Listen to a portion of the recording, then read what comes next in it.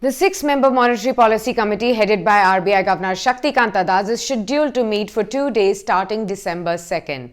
Let's do a three-point analysis to really find out what can one really expect from the upcoming 6th bi-monthly Monetary Policy Committee meeting, as well as what could be the stance on the rates. 1. Are we looking at another status quo policy?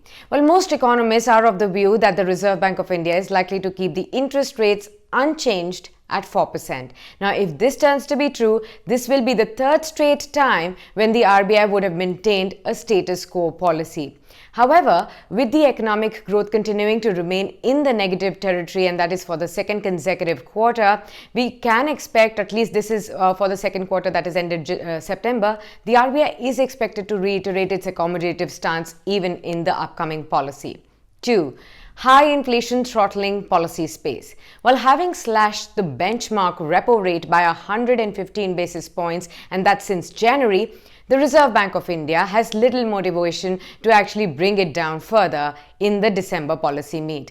Well, in the last Monetary Policy Committee meeting in October, the RBI had kept the policy rates unchanged to tame the inflation, and that in the recent times has really surged past the 6% mark. Now, with the inflation continuing to trend well above the RBI's medium-term target of say 4%, there seems to be just little room for the RBI to cut rates in the upcoming policy.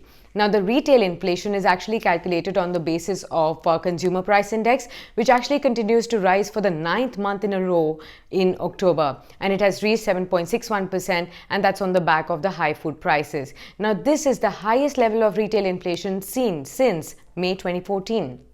When the inflation was 8.33%. Now, remember that the government has already mandated the RBI to keep the retail inflation at just 4% plus or minus 2%, and the inflation targeting central bank is currently finding it very tough to do so.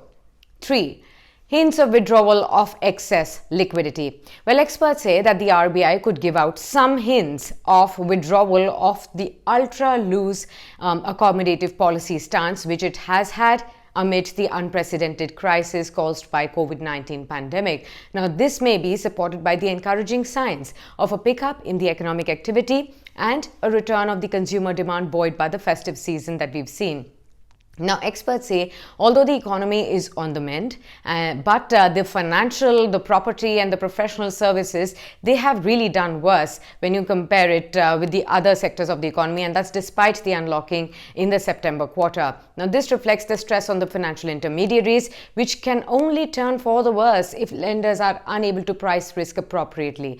Now, experts also say that for financial intermediaries to really recognize the risk appropriately, liquidity needs to be optimal and not excessive, and therefore some liquidity enhancing efforts can be really scaled back. Now, the next few months are quite critical as it needs to be seen whether the demand levels will sustain, and the central bank will also closely monitor the growth trajectory and also the high frequency data prints.